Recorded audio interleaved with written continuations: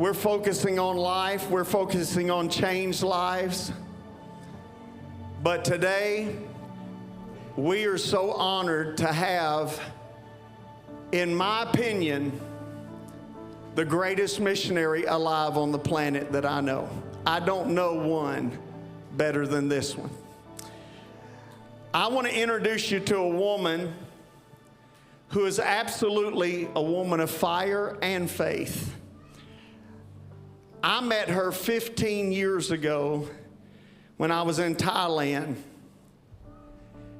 She was on the border between Burma and Thailand, and she was rescuing children who were being sold into sex trafficking and shipped all over the world.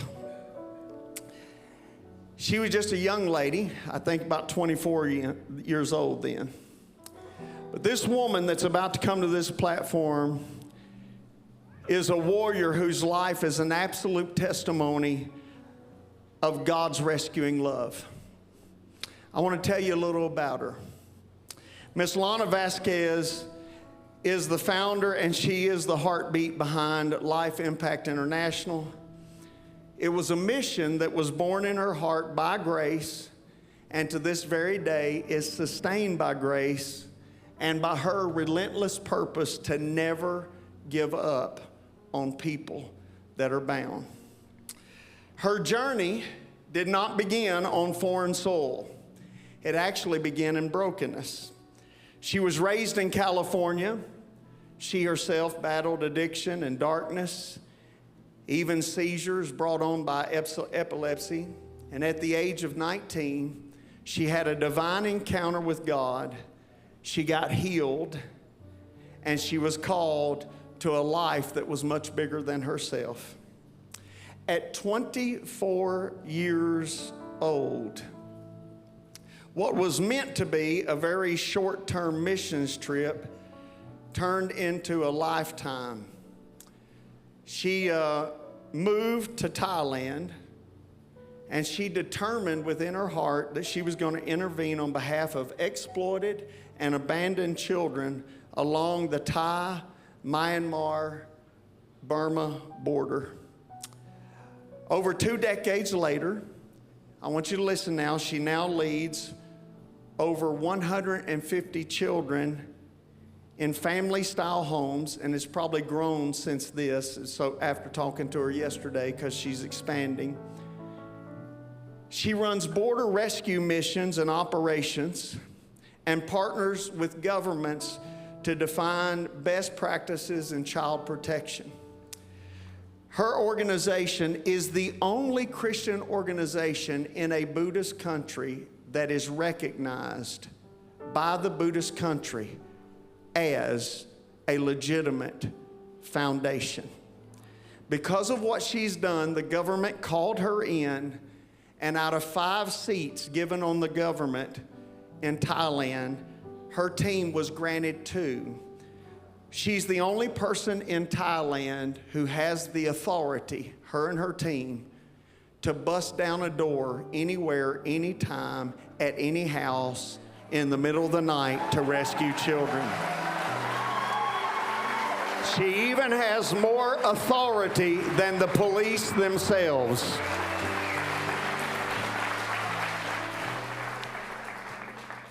So now God is using her, not just in Thailand, but now she's birthed things in Brazil, all up and down the Amazon, which is the hardest place on the planet to go do any kind of missions work.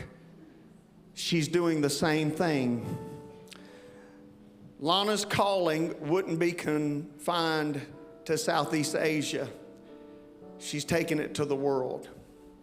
She is the most bold, the most obedient missionary I've ever been around. I'm going to say this humbly. When I get around Lana, every time I've been around Lana, she makes me feel like I don't know Jesus. She just is one of those ladies. The first time I met her, I said to her, "What are you doing?" Very attractive lady, 24 years old, by herself on the Burma border, considered one of the most dangerous places in the world at the time, rescuing children. I said, what are you doing? You're going to get killed. She said, God called me here. And she said, God's going to give me land, and I'm going to build homes, and I'm going to raise these children, and I'm going to feed them, and I'm going to educate them, and I'm going to take care of them. She does not just rescue children. She feeds every child 2 meals a day, not just in her home, but in the community, 2 meals a day. I want you to think about what I'm telling you. She provides medical care. She also, at the same time, has a psychologist who's on staff, a social worker who's on staff to minister to these children who have been sexually exploited. She goes to areas where the children literally sell their bodies just for 1 meal. And she gets those children. Where children are being sold for $15 a child, she goes and she rescues those children or buys those children. And now in Brazil, she's giving her life in the jungles, in the midst of gang members and warlords who are buying these children in Brazil, doing unthinkable things to them, and then when they get through with them, they harvest their organs and they sell their organs to China. She decided not on her watch. You're about to hear from a woman whose life is a sermon. From chains to a calling, and from pain to an absolute purpose that the devil, I can promise you, trembles when this little lady. Church, today, we have the very distinct privilege to host my favorite missionary. She lives by this phrase. I've heard her say this many times. I was rescued to rescue. She lives it. There's a lot of people out there that I would refer to as missionaries, but I can promise you tonight, this ain't one of them. I can promise you today, rather, this right here is a missionary that's on the Silk Road where all the apostles were murdered and has no fear of anybody, single, by herself, raising children as if they were her own. Thailand alone, she has over 88 staff members, from doctors to nursing to educators, helping her rescue these children. You'll be glad to know we are partnered with her, and our church is going to start supporting her super heavily. And we're going to start taking missions trips from here to Thailand and to Brazil. And for those of you who have got the guts, we'll go crawl around in the jungles together. I'm going to leave that to Lana. I told her, I believe the Lord has called me to a hotel. I'll let her have the tents. Amen. There's things in the Amazon that eat you. And so today, it's my honor to have this precious woman of God. If you feel called into ministry, you feel called. I've asked Lana today if she would stay over a little while, and she's agreed to do this. If you feel called to ministry, at 4 p.m., we're going to gather in the youth room. And if you've got a call on your life, you're going to get an opportunity one-on-one to sit down and just talk with Miss Lana about what she does and the call of God on her life. 1/3 of our young adults tell us they're called to foreign missions, but they don't even know how to get started. This is a young lady who went with no help. Ladies and gentlemen, you can do that. Would you stand to your feet and give God the praise for this gift that is coming, Miss Lana Vasquez? I love you. Thank you, sir. Thank you. You may be seated. Leave it to Pastor Shane to make the missionary cry. The one I'm supposed to make you cry, but you made me cry.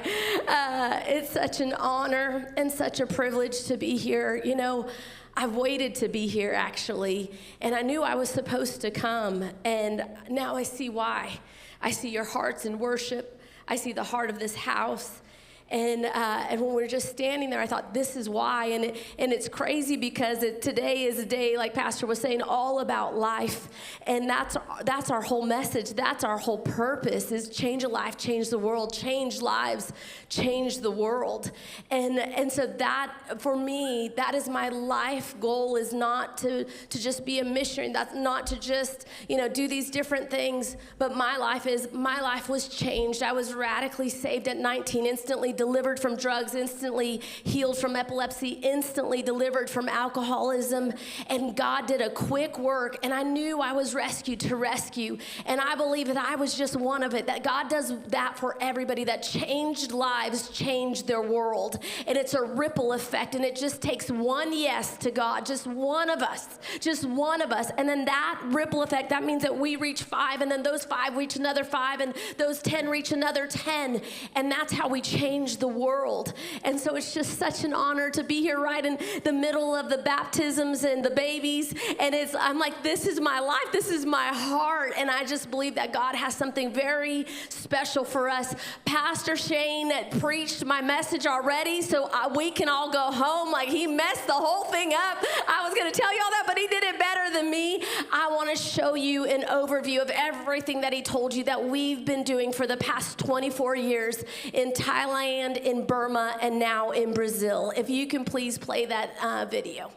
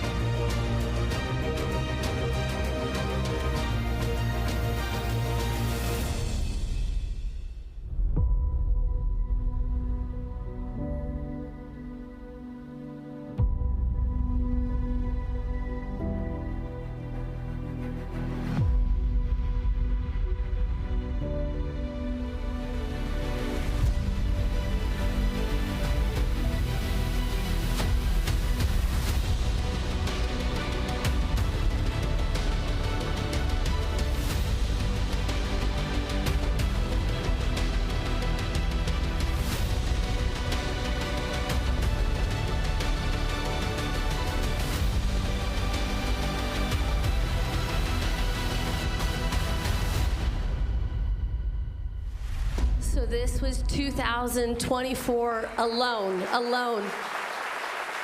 But actually, it's also the fruit of 24 years of giving our yes to Jesus.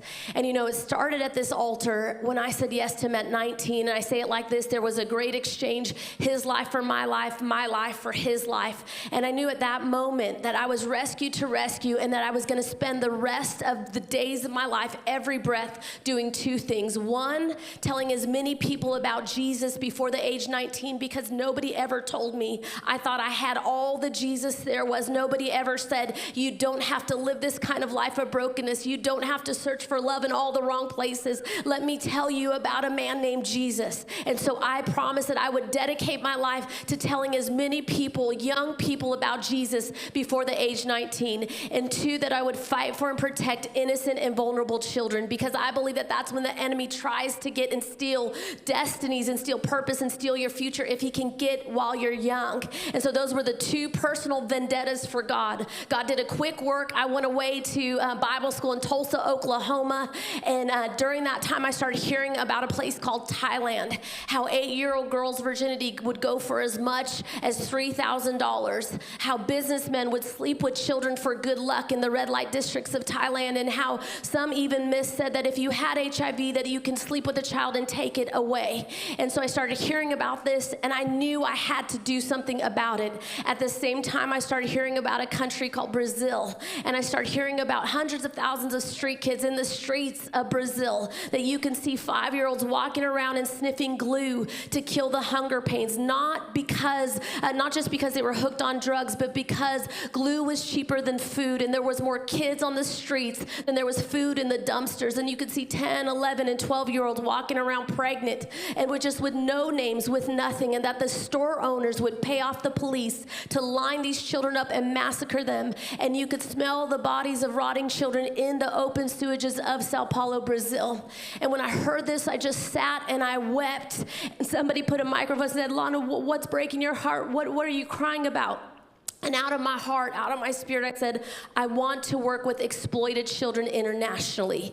And I knew that that was going to be the next piece of the puzzle and the next time. So when the opportunity to go to Thailand on a 2-month mission trip to start a home, prevention home at that time, when it came, I said, okay, I'll give 2 months, and then in the end, I'll end up in Brazil. But when I got to Thailand, a 14-year-old face came up to me, and she said, you don't have a mom, you don't have a daughter, and I don't have a mom. From this day forth, you're my mom and I'm your daughter.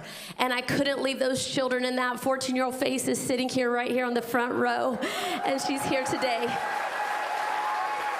And I couldn't leave those children, and so I became mama to 52 children at 24 years old. I didn't know what I was doing. I was putting Bengay and muscle relaxing cream on open wounds, and they were screaming and just doing the best that I could do. I didn't know what to do.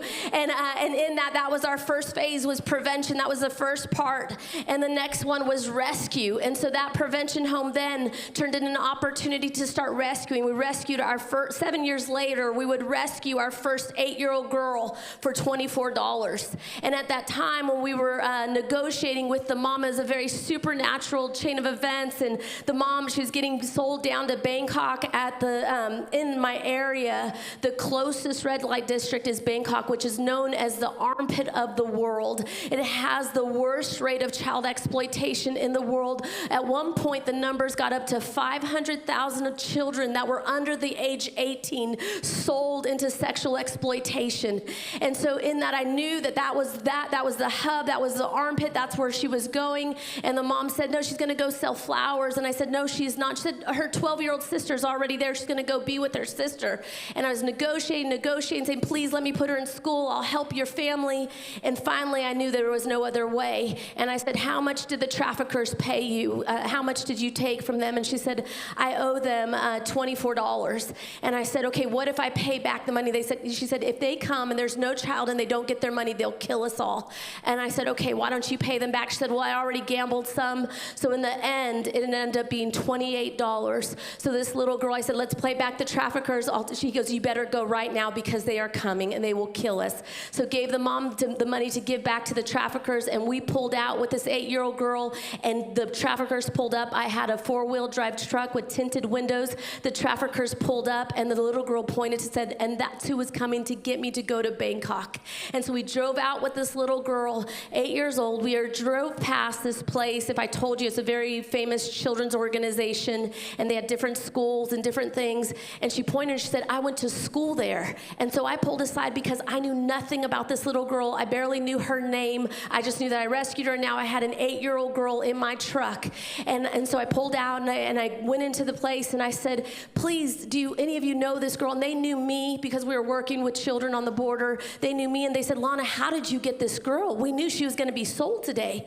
And I said, if you knew she was going to be sold, why didn't you do anything about it? And they said, Lana, we know of 12 others that are going to be sold, but everyone's in on it. The border control, the chief of police, everyone's in on it. And they said, nobody will do anything about it. And I heard in my spirit, you do something about it. And I said to them, what if I do something about it? And they said, Lana, if you do something about it, we'll get you 12 children tomorrow that we know are going to be trafficked. And I said, give me those children. I'm starting a home. And so an 8-year-old girl for $24 turned into 12 children. 12 children turned into 62 children. 62 children we were rescuing left and right, and even rescuing from the traffickers on the border. On my border, usually what happens is you can buy 3 children in Myanmar for the price of 1 child in Thailand. So children are brought over the border and then sold down into the red light district. And so the government caught wind of what we were doing, and they set up a secret meeting with me. And so only my leaders could be in there. They had armored vans. They came, and they said, Lana, we know what you're doing. You're doing it illegally. We know that you have 62 children in a 5-bedroom, 2-bathroom house right now. And they said, we know all of it, but we like what you're doing. Will you do what you do for the kingdom of Thailand? Okay, Thailand is a 95% Buddhist nation. And at that moment, it was like a real time. I heard the voice again say yes. And they said, will you help us? Will you do what you're doing for the kingdom of Thailand? And I said, yes. And he said, what do you want from us? And I heard again, don't ask for money. And he said, do you want money? I said, no, sir. And he said, what do you want? And it was like heaven was feeding me my lines. And I said, I want citizenship for all of my children so that they can be productive members of society. And but what I knew is these children, because they have no name, no identity, they don't even have a birth date when they come to us, then they're vulnerable. They can't go to school. They can't get degrees. They can't be in any level of society. And so I say, I want citizenship so they can be productive members of society. And I want authority the same as police so that I don't have to bother you. But what I knew was all of those brothels on our border were owned by the police, and the police is owned by the mafia. And so that's why I said, I want authority same as police so we don't have to bother you. And they said, done. It was a done deal. And so at that moment, we became the first government-recognized safe home on the Thai-Burma border. And then they dubbed us Christian Safe Home.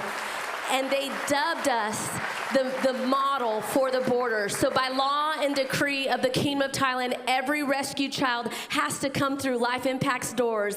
And there they hear about their rescuer, Jesus Christ. And if you want to work, and the government put out a book, if you want to work with exploited children along the borders, you must do this Life Impact model. There's actually a literal book in the child protection world. And so they gave us, at that time, they put us on the anti-trafficking task force with 2 seats, so we're able to be a voice for the voiceless. One of my other girls from our home, she's our social worker, and like Pastor was saying, in Thailand, police can only go into the houses up until when it gets dark because of the corruption.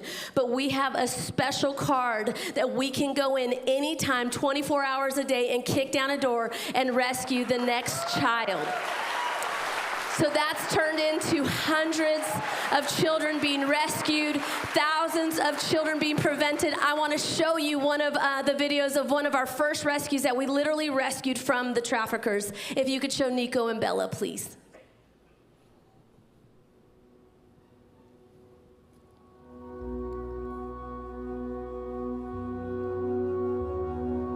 He was a beggar. He had to make 70 baht a day. If not, they'd beat him. 4 years old, so cute, super cute. His mom had sold him to the Mama-san, or Mama-sans are the owners of the street beggar ring or the street beggar children, and the mom had sold him for $30, and she's actually a prostitute in Bangkok. And so we are trying to get him, trying to negotiate with them, met with the mama-san twice. She wouldn't give him up. He was her bread and butter. He was one of the favorites on the street because one of the most earners because he is so cute. So finally, after lots of negotiation, they kept him from the streets for about a month because they were scared we were going to get them. And just by chance, one day we were here with the team. We were walking up and down, prayer walking, and he was there with all the children, and we were able to snatch him and to get him that day and to rescue him. And we got him miraculously. So right after this little boy, we got another girl and her baby brother. 7-year-old girl with 1-year-old baby brother. I mean, just the baby brother was about to die. He looked just so disfigured. His skin was falling off his bones. He couldn't walk. And the mom again she had left down to Bangkok to be a prostitute, and she had left a $100 debt to these kids to pay off. So they had to beg every day. The 7-year-old sister with the 1-year-old brother on her hip had to beg every day to try to pay off the mom's $100 debt to get down to Bangkok. The baby was going to die. I mean, if we didn't interact, if we didn't get them, then definitely that baby was going to die. And you should see them now. Within 3 months, they look like completely different children. They filled up. I mean, just all of it. They look like completely different children. We know that their life was forever changed. And that's part of it, too, the scripture that the Lord had given us about these street children and what we could do right here in no man's land with all of these children that are sold. He just said, I'll give you the precious treasures in darkness. And we just know that these street kids, they're the precious treasures sitting in darkness, waiting for us to come and get them, waiting for us to come and pick them up, to wash the dirt off them, to clean them up and give them a hope and a future in Jesus Christ.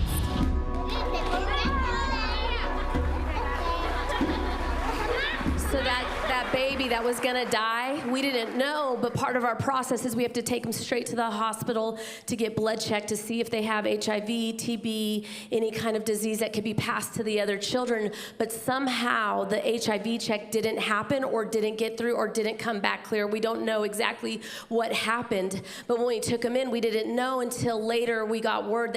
Somebody contacted and said, his mom just died of HIV. You better check the children again. Are the children okay? And so basically we checked, and that boy actually did have HIV. And so we went and we took him, we put him on some medicine, and we kept him, and we didn't tell many people, just the leaders knew, and the key people that needed to know knew. But we'd have to take him to the doctors to get his blood checked and do you know, to this day, when he goes to that Buddhist doctor, they check his blood, and they cannot find the HIV anywhere in his blood. They call him the lucky child, and they give us things. They give him cookies and snacks because they think if they give him something that they'll bring good luck to them. And this little boy was healed from HIV. So at that time, we were rescuing left and right, and babies were going on our border for $18. One of my youngest victims was a 1.5-year-old boy. When we took off his diaper, he was messed with, and we were just rescuing left and right. And I couldn't keep up, and I couldn't feed the babies, couldn't feed the children that I had. You know, it was just when you rescue a baby, your budget goes up about $300 a month. You have the formula, you have the diapers, you have the baby mama, you have all of that. And basically, I can't say, no, I can't rescue this child. Hold on, I need to go and raise the budget and then come back. So we were just rescuing. And at that time, they would all call us on speed dial. The local clinic, the border control, everybody would call us on speed dial. And so the clinic would call and say, Lana, I have another baby. And I said, I can't feed the kids I have. It's not responsible for me to take another child at this point. Can you send the baby somewhere else? And they said, Lana, there's nowhere else to send him. Nobody else will take babies. If you don't get this baby will end up in the hand of a trafficker within 24 to 72 hours. And this baby can do anything from, sometimes they'd cut open their bodies and put gems and use their bodies to be mules to traffic across the border. Sometimes they would just raise them to be a slave or a sex slave, just different, all kinds of different things that they use these babies. So it was such a pressure on me. And I was just, my heart, and so I was taking him, but I didn't know. I had a boy that was getting a blood transfusion. He was used as a slave as well, and he needed $40 every 2 weeks for a blood transfusion. He had thalassemia.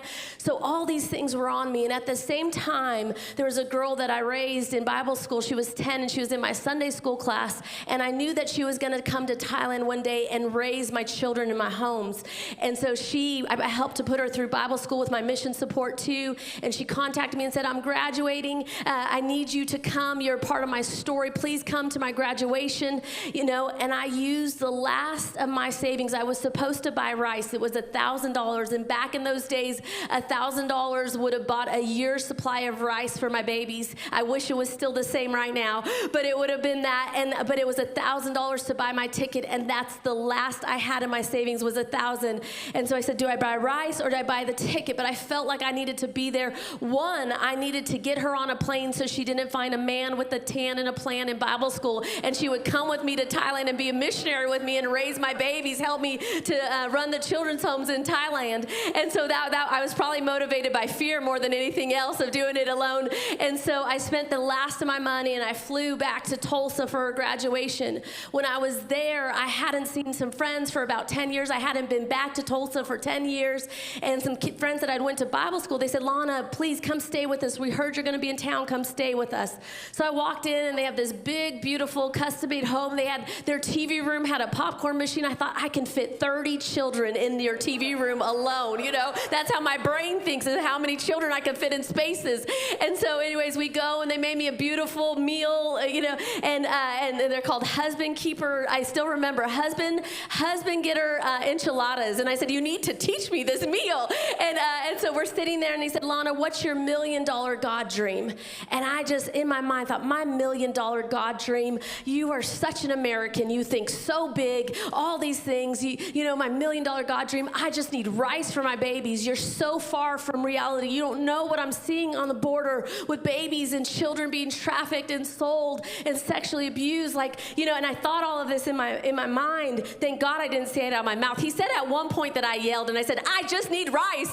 I don't remember it. I kind of blacked out on that. But he said, your $1 million God dream. And so we're sitting, but out of my spirit again, I said, I need land to build my vision because my vision is too big to rent.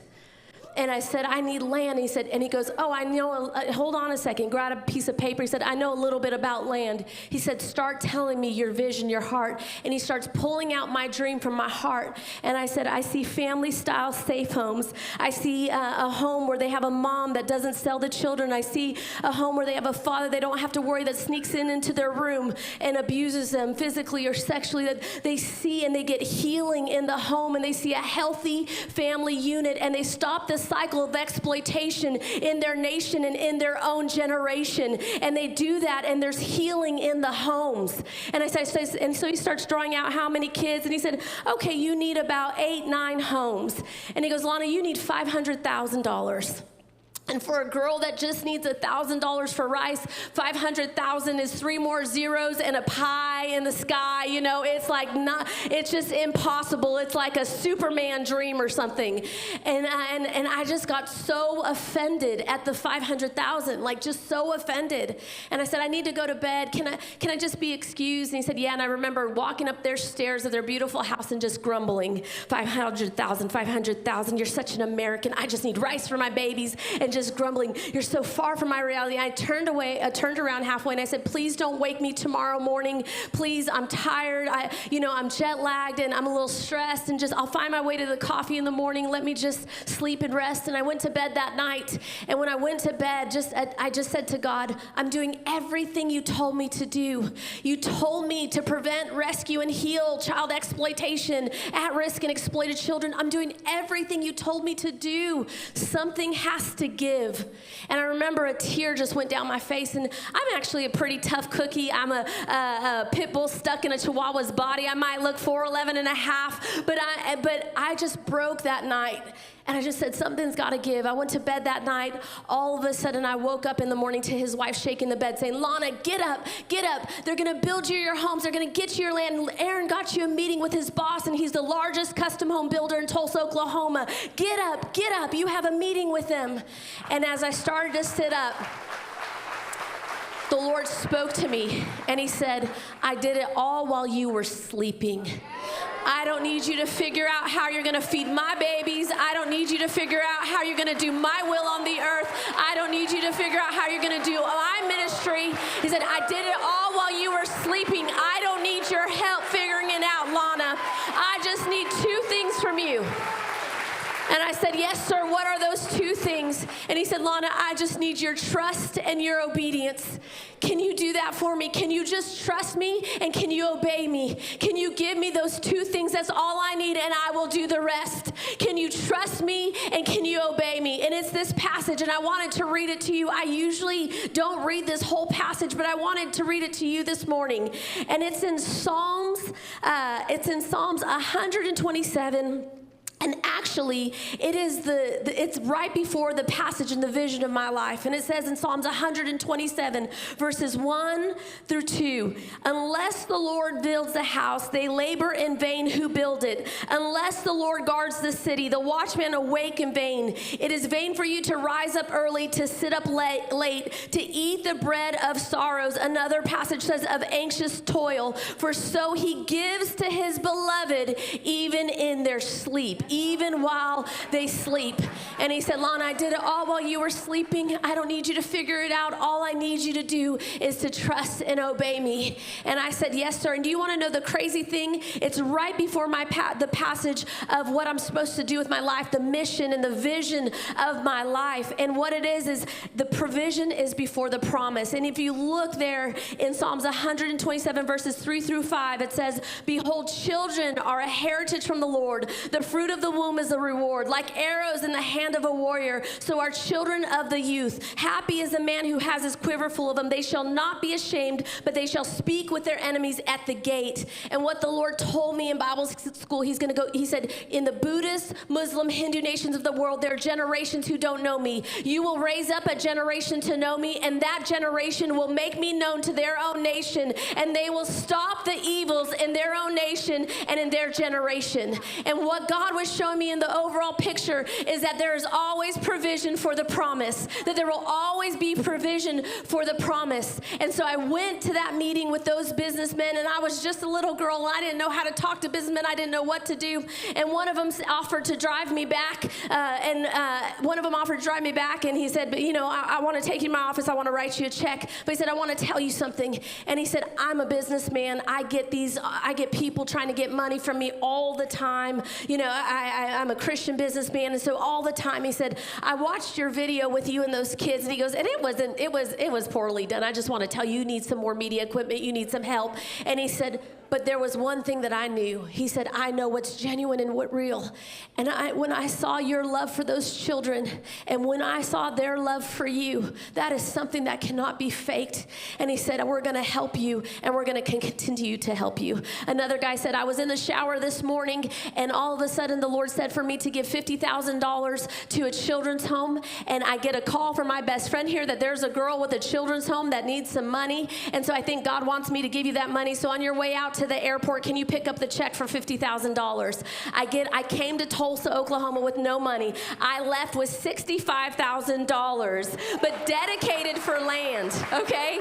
Dedicated for land. And I said, and this is such a mama for you. I said, God, I'm thankful for the $65,000 for land, but I still need to feed my children when we get back, And I said, and I don't even remember how the Lord fed. I don't remember any of that, but I remember being thankful, but I still needed to feed. I said, I still need rice, And so we went there, and they said, and on top of that, not only do we want to support you, but do you need land? I said, yes. And they said, pick out 3 pieces, and we're going to come down during Christmas, and we're going to look at this land. And so I took them to 3 pieces of land, and I'm a California girl that's stucco and concrete, and my dad's built half of Los Angeles, so I don't know farms or lands or anything like that.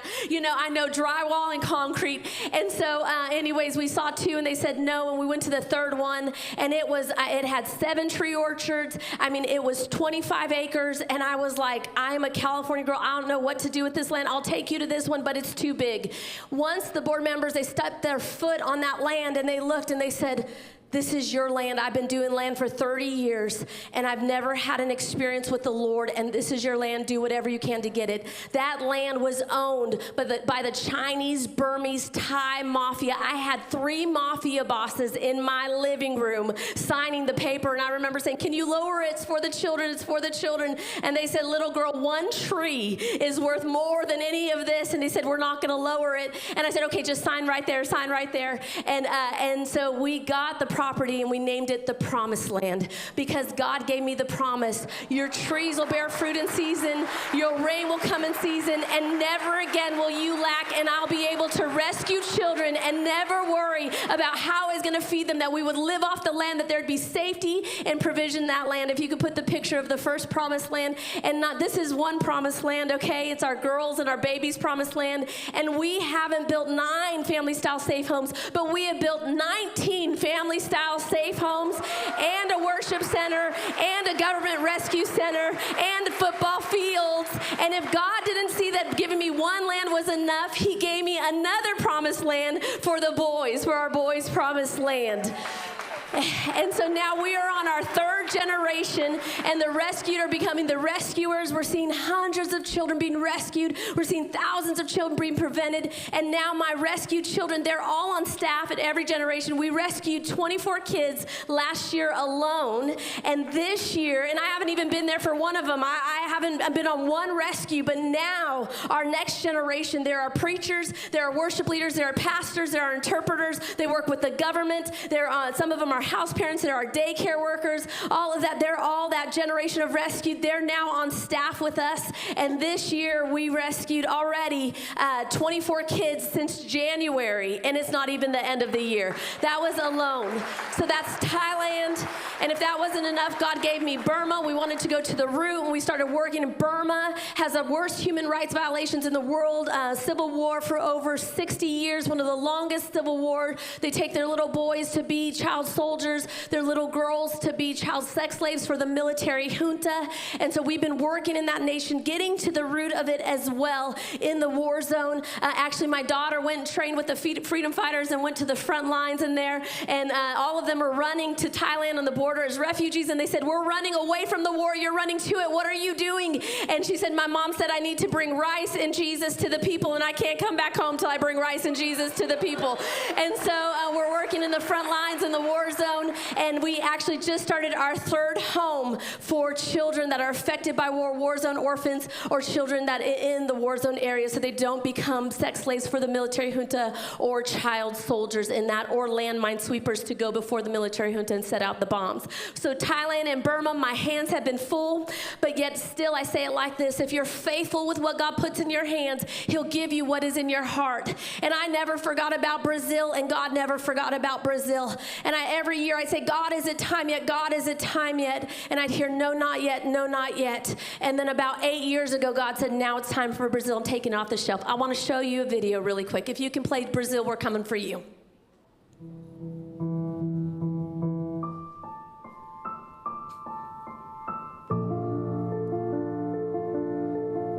For 17 years, we've been fighting child exploitation on the Thai-Burma border. We came with the whole thing, prevent, rescue, heal. That's been our motto. That's been what we've done. We were the first government-recognized safe home on our border, and we've been fighting child trafficking, child exploitation, child slavery, children involved in prostitution. The government, the Kingdom of Thailand, has adopted our model, the Prevent, Rescue, Heal model, and they want to take it and pioneer it all over the borders of Southeast Asia. And so it's a proven model.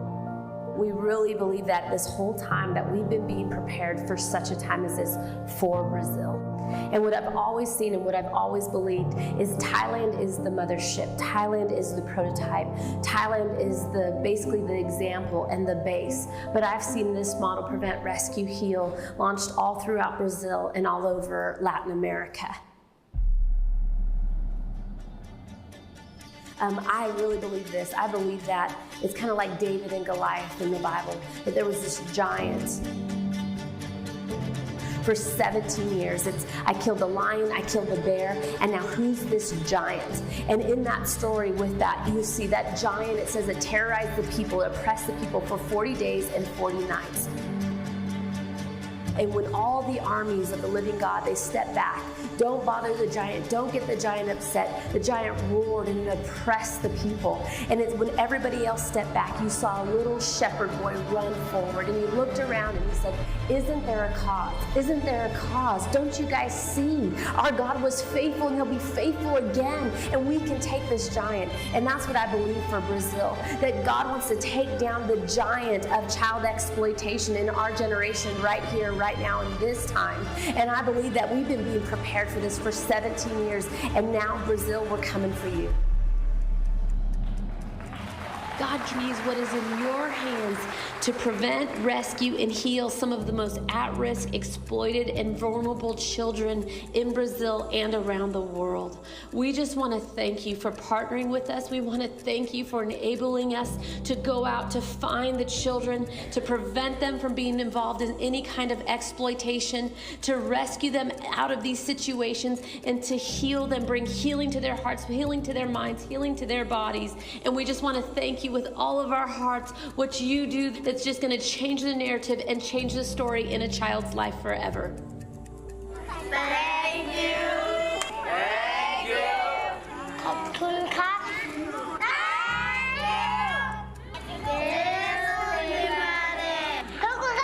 Thank you. They're so cute. And so Brazil, I went and I knew that I'd been being prepared for what was already prepared for me. And when we got there, the stories that I heard were nothing like what I saw in Thailand. In Thailand, they're trafficked, but in Brazil, the children have been conditioned to freely sell their bodies for rice and beans. And went into Rio de Janeiro and went into one of the most dangerous favelas in the world. There's actually documentaries about it called City of God. And we got a crack house and turned it into a children's prevention center in an area where children's only hope and dream is to be a drug trafficker or the girlfriend or get pregnant from a drug trafficker. And we got that, and we had favor with the drug traffickers. We actually had to negotiate with them. They were like businessmen, and one of my girls, who's as crazy as I am, she had a baby on her hip, and she went with a baby on her hip, and she said, I want that building. And it was being squatted by crack users, and she said, I want that building, and started telling them and presenting them what we're going to do, and all of your 8 children can come here too, and this is what we're going to do, and this is what we're going to do for the children. Negotiated with them, and we got the crack house from the drug traffickers. They gave the people a month and went out. We got in this building. We power washed the ceilings in it, cleaned up all the needles, cleaned up everything. Do you know that number 3 came to our inauguration of the building? Actually, I had a pastor from Kentucky come, and he dedicated it, and we had about 900 children and their parents, the fathers, the drug traffickers that are parents of the children, the mothers, they all came in. And number 3 came, and he came with his phone, and he was videoing, and we saw, and he was giving a live feed to number 1 and number 2. And then he called for me, and he said, hey, I want to meet the woman that's in charge of this. I want to meet the woman that's responsible for all this. And he said, let me go get my boss. Pulled me in a side room. I didn't know what was going to happen at all. So pulled me in a side room. He starts talking. All of a sudden, his voice starts fading, and I hear my heart again pray for him. And I said, I'm so sorry to interrupt you, but can I pray for you? And he gets serious and goes, claro que sí, which means yes, of course. And so I said, okay, can I put my hand on your shoulders and pray for you? And he said, yes, you can. So I put my hand on this drug trafficker, number 3, the drug runner. He's in charge of making sure all the money gets where it needs to get. And he's a different thing every day. He's either a hot dog salesman or a Uber driver, or he's something different every day. And so he said, yes, serious. I put my hand on his shoulder, and all of a sudden I start praying, and I said, God, I thank you that the blood of your one and only Son is powerful enough to wash off the blood that we have on our hands. That it's more powerful than any sin, than anything that we have done, and can wash off our blood-stained hands, and can wash away and wash clean the blood that's on our hands. And whoever calls on the name of your one and only Son, Jesus, shall be saved. All of a sudden, he started to shake, and I didn't know what was going to happen. If a demon was manifesting, it was going to kill me and him. I didn't know what was going on at that moment, you know. And all of a sudden said, so we call in your name, save us, Jesus.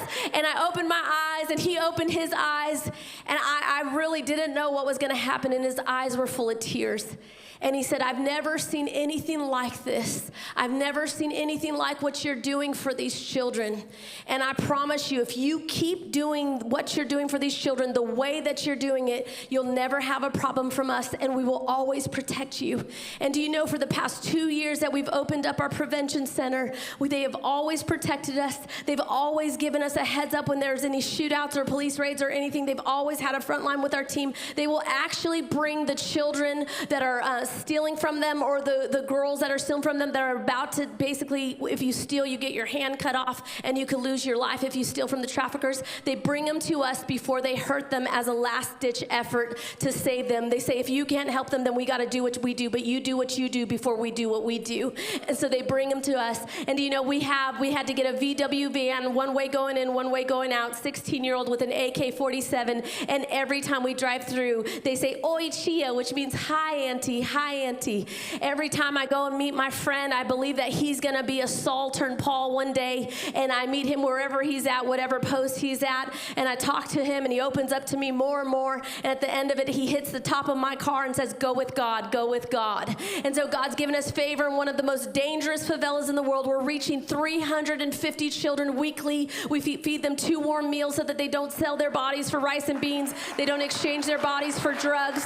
And in that, if that wasn't enough, he gave us the Northeast, which was one of the capitals of child exploitation, and the same exact thing where food is scarcity, and they sell their children, they sell their bodies for cell phone minutes or food. We started another prevention center there, got a flip-flop factory, turned it into a prevention center for children. See, another 350 children right there as well. And then in the Amazon, in the interior of the Amazon, there are no homes. There's nowhere to rescue these children. There are sex trafficking, sexual exploitation fishing boats that go from Florida down in Miami, down over into the Amazon. You can book them there in Florida. And these big, huge yachts and boats go up to these little villages that are on water. Everything's on water. And they go to these villages, and the mom will send their child on a little rickety canoe boat down to the yacht. They'll tie it up to the side, and they'll do whatever they want to these children. And if something goes wrong, they'll tie something heavy to their body and throw them on the other side of the boat and send that canoe back with a pile of money to buy their silence. And there's a saying that you can hear the cries of the children on the waters of the Amazon, but because it's so vast that there's not enough patrolling, there's nothing anybody will do, we started the first safe home in the interior of the Amazon. Already we have a 2-month-old baby that was sold in exchange for a $6 drug deal. We have everything from 2-month-old baby all the way up to a 13-year-old girl. But when I was going over there to go and dedicate the home in the Amazon and to go and see the first 2 little boys that we rescued, a 5 and a 7-year-old, I was on the water, and I was going through it. It's a lot. The work doesn't tire me, but the other stuff does. And I was starting to get pretty discouraged. And I was on that water, and I was talking to the Lord about maybe closing a project. Maybe I got too big for my britches. Maybe, it's too much for me. I am just a little girl, still. And so I was just talking to the Lord about it and getting ready to quit. And the Lord spoke to me when I got to there. They presented me with this picture with these 2 handprints. And they said, we are the result of your yes. We are a result of your yes. Thank you for your yes to God. We are the result of your yes. And the Lord spoke to me and said, Lana, there are still children on the other side of your yes to me. There's still faces and places, generations and nations on the other side of your yes to me. And I went back, I was just pondering that, and I went back to Thailand. And when I was back there, we do a whole thing called Christmas in Their Hands, Heaven in Their Hearts. It starts December 1st and doesn't stop till January 4th. And every week, every weekend, every weekday, we're in the highways and the byways. We're going to the refugees. We're going to the areas where the children were rescued out of, and we're bringing Christmas to their hands, the very first gift that any child has ever gotten, and we're bringing heaven to their hearts, the very first time that they've ever heard the gospel. That's what you saw in that video, and actually those were our rescued kids going back to the areas that we rescued them from, and now they're on staff and they're bringing the gospel. And when I was there, if you can put the picture of the girl with white, when I was there that year, last year was just a really tough year, missed everything we got, and I was so, discouraged. I said, I'm just going to go to the outreach. They're already running it and doing it. I'm just going to go and watch and see what they're doing. I didn't know what the plan was. And this 15-year-old girl got up. And all of a sudden she starts speaking, and I know her story. She was chained up to a bed. The door was locked from her own family members, and she was beaten all day, every day, and other things happening to her for her life. Her parents had divorced, and there's a step-parent in the situation, but the whole family, she was treated like a Cinderella at 13 and a half. And one day she got out, and they let her out for some sun, and she looked up to the sky and said, God, if you're real, please help me, please save me. God, if you're real, I call on you. I've heard about you, and if you're real, help me get out of this hell that I'm living in. And at that moment, you know, she was just broken, just saying, okay, this is my last ditch effort. Do you know, not long after, somehow they left those chains unlocked, and they left that door unlocked, and she stumbled out to the street, bloody, just black and blue from head to toe, bleeding out. And we were the first person that found her called, and they took her straight to the hospital because they didn't know if she was gonna die. So my team were the first on the scene at the hospital, and they were standing over this little girl. And she looked at him and said, I don't care where you take me after this. You can take me to jail. You can take me anywhere, but don't take me back to my family. They do horrible things to me. Don't take me back to that family. They do horrible things to me. We have never had a child say that in 24 years. My team, they know not to cry on rescues. They had to hold back their tears because they've never seen anything like it. She spent her first Christmas at Life Impact. It's a very special time because it's all these rescue kids' first time that they hear about their rescuer, Jesus. And she said, I don't remember the gifts. I don't remember anything like that. All I remember is the warmth I felt and how I learned about the one that I cried out to that rescued me, that answered me. That's all that I remembered. And she said, and this Christmas, this next Christmas, she said, I want to give back. I want to tell people about this rescuer that rescued me. Can I give them what I received? Can I do that on this Christmas outreach? And my team were like, of course, yes. She goes, I want to go back to those villages. I want to go back to the area. And so this girl, now 15, she gets up and she says, what they tell you and what they're showing you and everything they're telling you during this time, it's true. I called out to all the other gods and they didn't answer me, but I called on the one true living God, and he answered me, and he saved me, and he freed me. And I'm standing here today because he is the one true living God, and if you call on him, he will answer you, he will free you, he will save you, he will help you too. And she said, I called on him and he answered. And she said, and now I get to go to school. I have a family that loves me. And she goes, and look, I get to wear cool clothes. Don't I look good? And they all started laughing. And do you know, because of this 15-year-old girl, thousands of people gave their lives to Jesus during Christmas in a Buddhist, Hindu, Muslim area. Thousands of people believed in Jesus because of this girl's testimony. And so I want to say to you this morning, you know, when I was there and when I was hearing it and I was watching, I was just crying. And God spoke to me again. And he said, there are still faces on the other side of your yes. There's still children on the other side of your yes. Lana, your yes unlocked her yes, and her yes unlocked those people to give their yes. And do you know that our yes creates a ripple effect, and our yes to God is a big deal. And there are faces and places and generations on the other side of our yes. And so this morning, I want to pray for us, but then I also just want to give you an opportunity to give your yes to Jesus. Pastor Shane, if you can come up, please. I'm going to first pray this first prayer. Everyone, just lift up your hands around this room.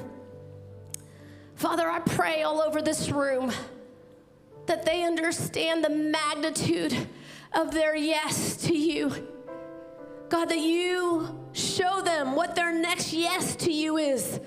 Whatever it is, their next yes to you. Whatever it is that you want to get out of their hands and into your hand, and whatever it is that you want to fill their empty hands with, what is their next yes to you? Show them, Lord, how big of a deal their yes is, how big of a deal their surrender to you is. God, and I pray that you move upon their yes. You move upon their response and their heart. You move upon their trust and their obedience this morning. And so there's one other thing. You know, at that altar, there's a great exchange. There was a great exchange for me, my life for his life for my life. He gave me his yes, so I gave him my yes. It was my reasonable service. It was all that I can do. And it was the best yes in my life. And all over this room, it might be the first yes that you ever make, but that yes will set in motion the rest of your life.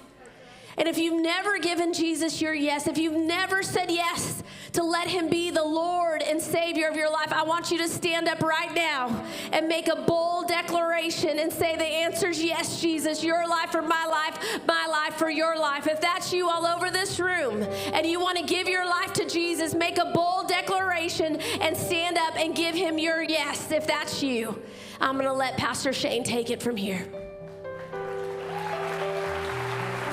Bless you, darling. Listen, last week, over 39 people stood and gave their yes to Jesus. Is there anybody else in this room that has never said yes to Jesus, or you're way away from God and you say, Pastor, why are you doing this in front of everybody? Because if you can't make a stand in front of church people for Jesus, you'll never make a stand for him in the world. If you're in here today and you say, Pastor, I see you, brother. I saw you, young lady. Who else? They'll say yes to Jesus. Stand up right now. God bless you, Mom. God bless you. God bless you, young man. God bless you. Anybody else? God bless you, sir. Anybody else? Somebody needs to make some noise right now. Hell's getting real nervous. God bless you. Amen. Well, here's what I'm going to do. How many of you a couple of weeks ago, first of all, do you appreciate Miss Lana and what she does? I tell you.